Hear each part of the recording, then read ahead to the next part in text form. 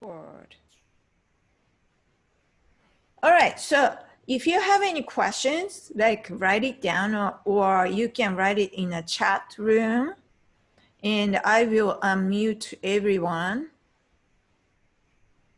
in the end. So I'm gonna mute you, Lisa. And if you have any questions, you can just ask me when I unmute you guys, or you can write it in a chat room. So I chose a topic today. It's about tone production. And I don't want to say relaxing, but not having tension when you practice. So I have some students who practice long hours, not some, maybe a few students. I have one student who practices 4 to 5 hours a day, adult student. And then he injured his like neck, back, and then fingers and stuff. So when we learn piano, like when we play, like we think, okay, playing piano is just sitting and then moving fingers, right? Not too much exercise. But when I practice my piece, I sweat. I feel like I'm doing some exercise or playing sports. So if you don't sit properly, or if you don't use the proper technique, you're gonna have injury. So to avoid that, I wanted to discuss about it today. So maybe you guys already know, but how to sit is important, right? If you are practicing with sitting positions. So, another student, adult student asked me, because I'm usually sitting on my office chair during online lessons. She asked me, like, should I get office chair? No, I use this chair because I can demonstrate playing and then go to computer, write your assignment or download video, and I have to move around. And in the beginning, when I did online lessons with everyone, I was twisting my back and I almost hurt my back. That's why I got my office chair. But when I practice my piece, I never sit on an office chair. So when you sit on a piano bench, I'm gonna lower my, okay. You should have a distance from piano keys to yourself. So I tell my younger students, like, if you can touch the floorboard, that's a good distance. If you're sitting too close, when you have to move your hand position, it's so awkward, or you have to almost like twist your upper body. So make sure you have distance here. And then the height should be from the keys same level as slightly higher. For me, I like it a little bit higher so that all my weight can go into the keys, and then you can move forward to put your weight into the keys so that you can project the tone very nicely. Even you are using the digital keys. I think all my adult students are having weighted keys. So you should hear the difference. And another thing is, okay, so here's my piano bench. I never ever sit this deep. When you sit this deep, your weight kind of going back to the back, not forward. And then because I have short legs, if I sit too far, my heel is not on the floor. So if you sit on the front part of the bench, like you can put your feet on the ground and you can lean forward. to put all your weight into the keys. So another thing is some students have like adjustable keyboard stand. So Lisa has that. And sometimes you practice standing up, sorry. And sometimes I have to bring my keyboard for my performance. And if I play at this position, like my legs are wide open like this, so that I can balance myself.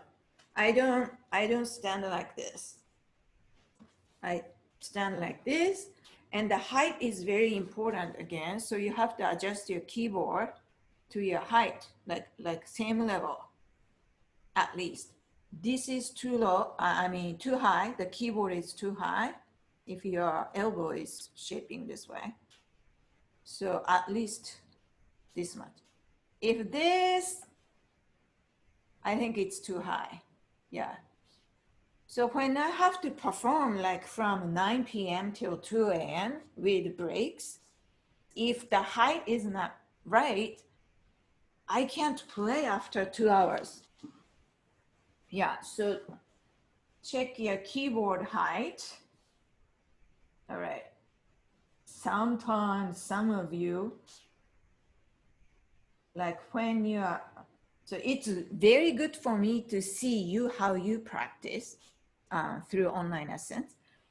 Some, not two of you, but some of my other adult students, like they cross legs and try to play, or even, excuse me, but even they put both feet up here to play. So when you practice long hours, I know you wanna position yourself differently, but my recommendation is put your feet down on the ground and then go into the keys, even you're playing scales. If you use pedal, your heel should be on the ground all the time. Sorry, I need to move my microphone. Okay. So what's showing? Sorry, I'm gonna move my camera down. Okay. I'm sorry, it's my bare foot. But my heel should be always on the floor so that you can push the pedal with very stable position. If you are doing this, it's very unstable. So heel should be always on the floor. And it makes less noise when your heel is on the floor. I have used all three pedals before at one time.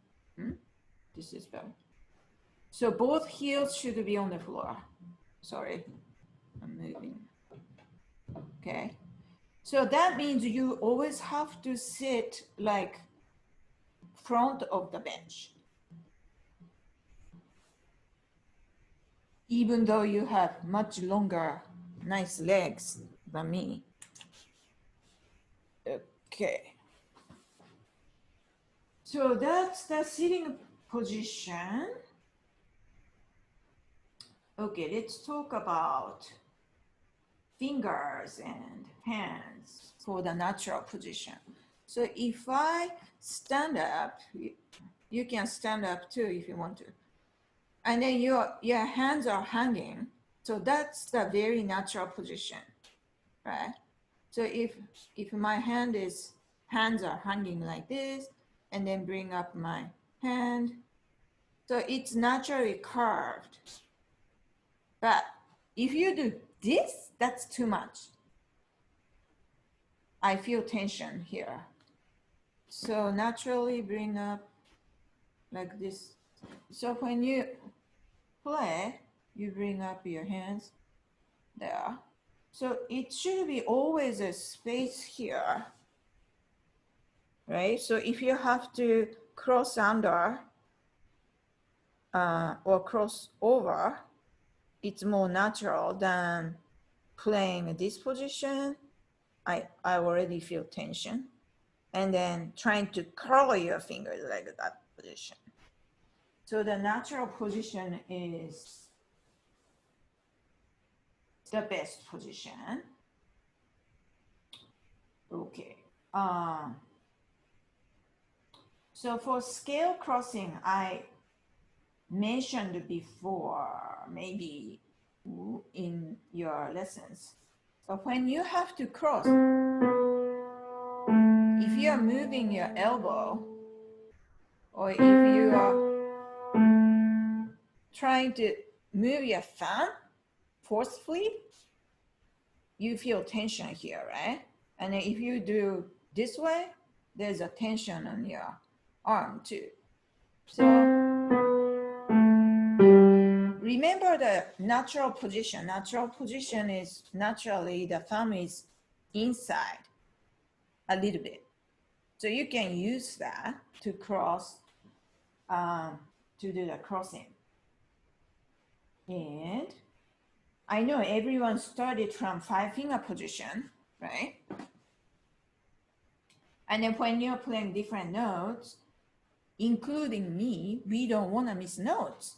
So you are always like staying on the keys. And then we are all afraid of going up for the staccato.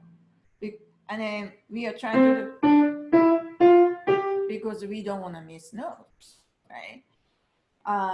So when you practice at home, it's okay if you miss notes, but you can practice the scale,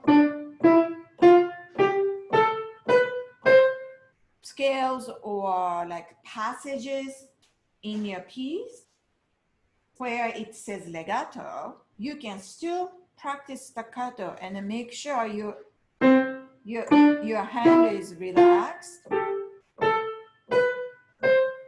and then going down to the bottom of the keys. For adults, students especially, I hear a lot of sound from only finger motions, trying to move only fingers. If you're not using your arm weight or gravity and your upper body weight into the keys, your fingers get tired eventually. So you don't need to move fingers too much, but you want to go into the keys. So when I do staccato, my hand position doesn't, hand shape doesn't change much. It doesn't matter which finger I'm using. So staccato practice is a good way. Like yesterday, I had another adult student trying to play 2/16 notes with 1/8 note pattern. And because he was not relaxing his hands and fingers, he had a hard time keeping it very clean and on time.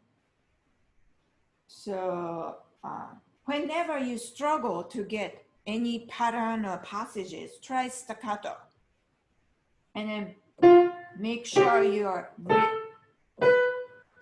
relaxing your arm, your hand, and fingers. So the good way is like it should be straight here so that you can transfer your energy and weight. If you're playing like this, ooh, I feel tension already. So you have to use only fingers if your hand position is like that.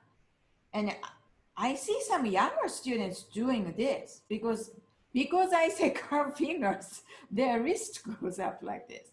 And that's hard too, hard to play. So find your natural position.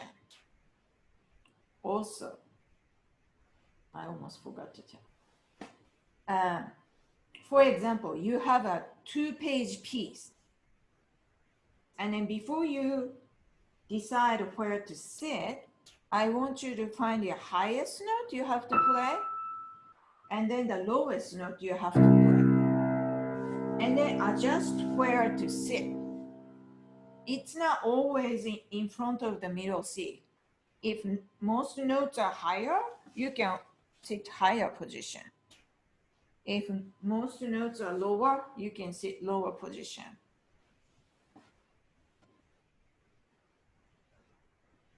Okay.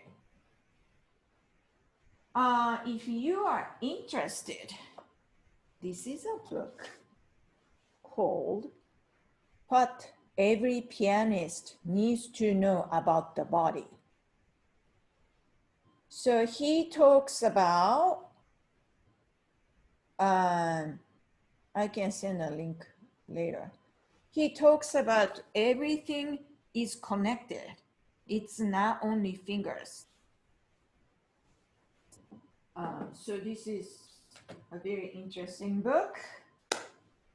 I think I covered most of it. So I'm gonna unmute you too. Do you have any questions or any thoughts? I can't unmute you, Lisa. I think you have a control, but I unmuted Jay. Do you have any questions? What if you're bottom heavy and sitting? Bottom heavy. Yeah. Yeah, still, okay, if you sit too far. Because I feel like I'm about to fall off if I go too far. Oh, if you sit in front, you feel like you're gonna fall a, off? a little bit. Like this is where I am, but if I go too far, I feel like I Can don't have a you, lot of leverage. But my feet are on the floor. your feet are on the floor? Okay. So when you play, do you feel like you can go into the keys like forward?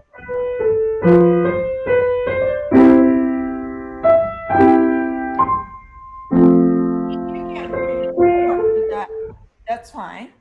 Mhm. Yeah. Like I've seen a lot of pianists, especially like female pianists, when they have to make big chords, like for example, okay, there is a guy, great pianist with huge hands. Maybe he's like he's very tall, like 6'3" or something. And then when he tries to make fortissimo sound, yeah, he can do it. Now versus much shorter, maybe I'm the shortest, but 5'6" and skinny girl pianist, if she wants to make the same kind of big sound, she doesn't sit down. I sometimes do that. But your whole body weight going into the keys. Yeah, so if you're sitting too far, it's like you need to stand up, right? This much. Yeah, so you can experiment. I think everybody's different. Everybody's body is different, but the goal is to um, play, to be able to play as long as you want without any tension and like, you know, tightness. Just like sports, like if you play tennis or if you go exercise at the gym, next day you may feel kind of muscle soreness and it feels good. Oh, I exercised yesterday. So that kind of soreness is okay. It happens. Like my arm, like right here, I especially get tired. But if I practice like more than 4 hours, and then when we practice, like we try to follow notes and rhythm, so we forget to like lose, check ourselves. And then my inside my shoulder blades, like the muscle inside my shoulder blades, get so much tension. Yeah, so if you practice long hours, I recommend you stand up, walking around, or look at the sky, or because if you're always looking at the music, your eyes get tired too, especially online lessons for me. Yeah. Okay. Maybe I have a chat. Oh, okay. Lisa. Lisa's microphone isn't working. But do you have any questions, Lisa? You can type it if you have any. Any more questions, Jay? Not right now. Not right now? So there is a person's last name, Taubman approach. Have you heard of it? Type. Taubman.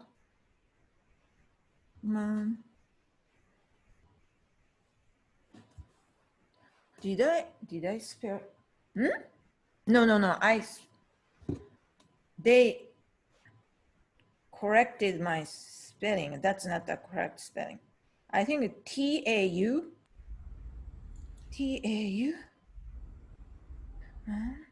Okay, I found it. You found it? Yeah, T-A-U, B as in boy, M-A-N. Approach. So I took a class, like webinar class during summer. And those Topman teachers, how they play, it's so relaxed.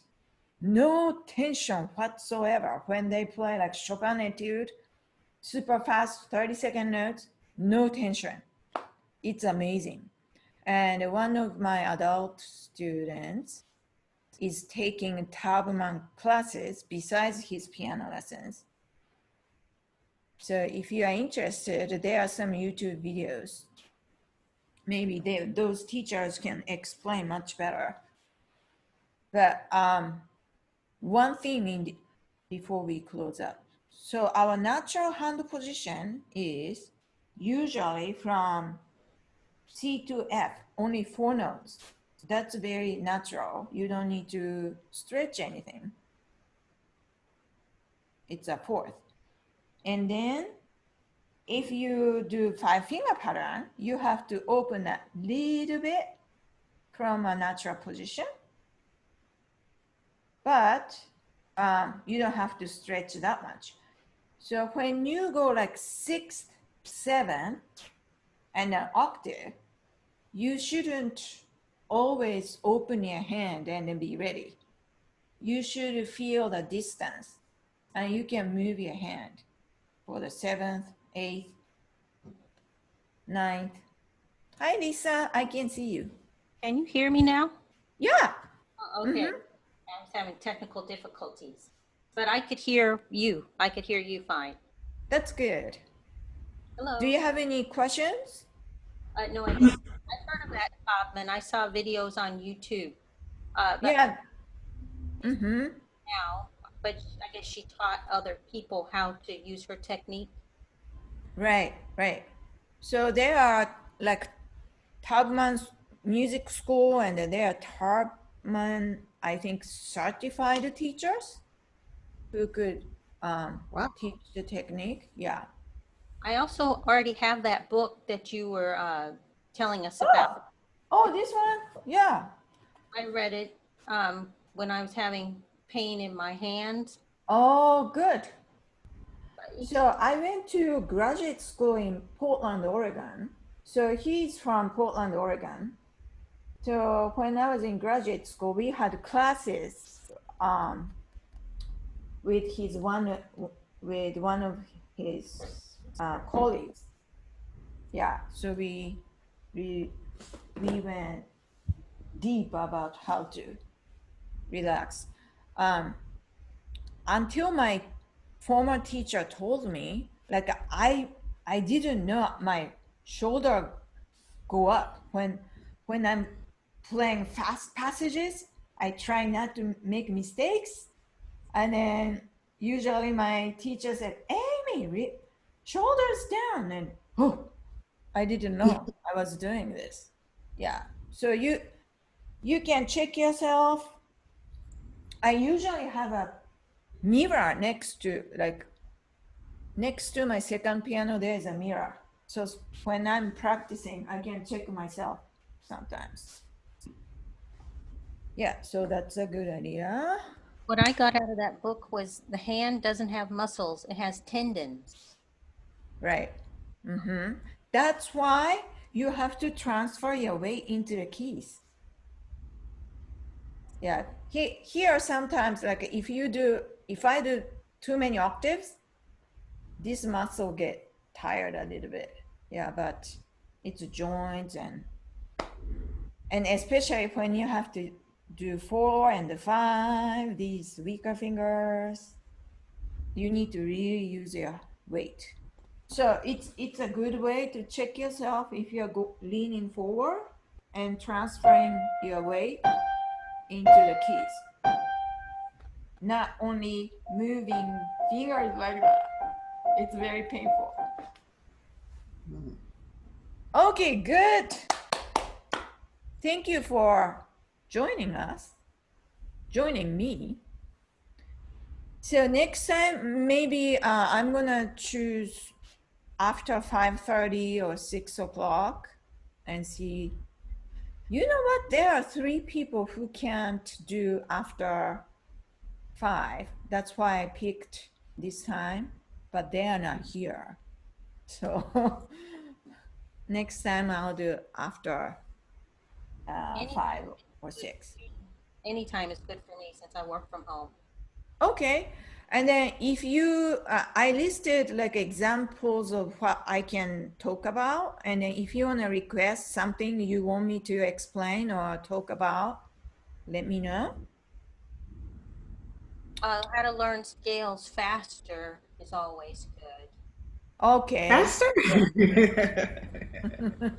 So, I use scale shapes that helps me where the numbers are written on the keys.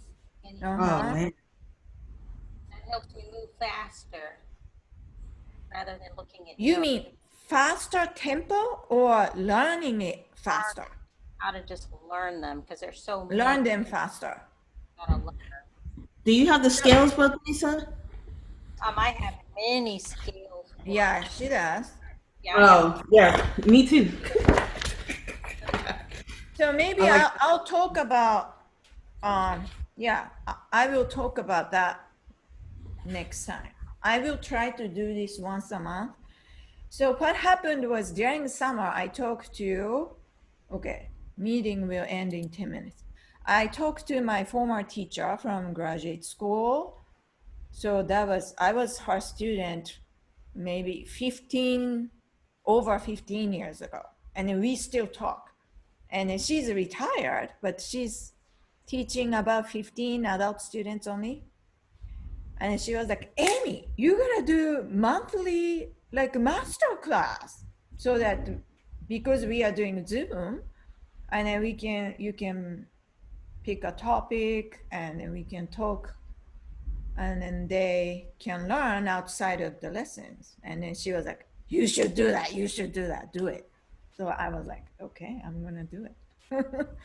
Well, I appreciate it. I would definitely love a topic to be.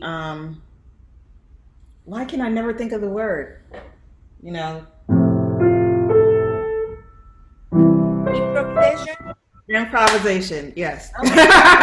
Yes, improvisation. So I will think about it and then choose a topic, either scales or improv. All right, thank you, girls. Good to Thanks, see you. Amy. So I will see you in your weekly lesson next week. Yes.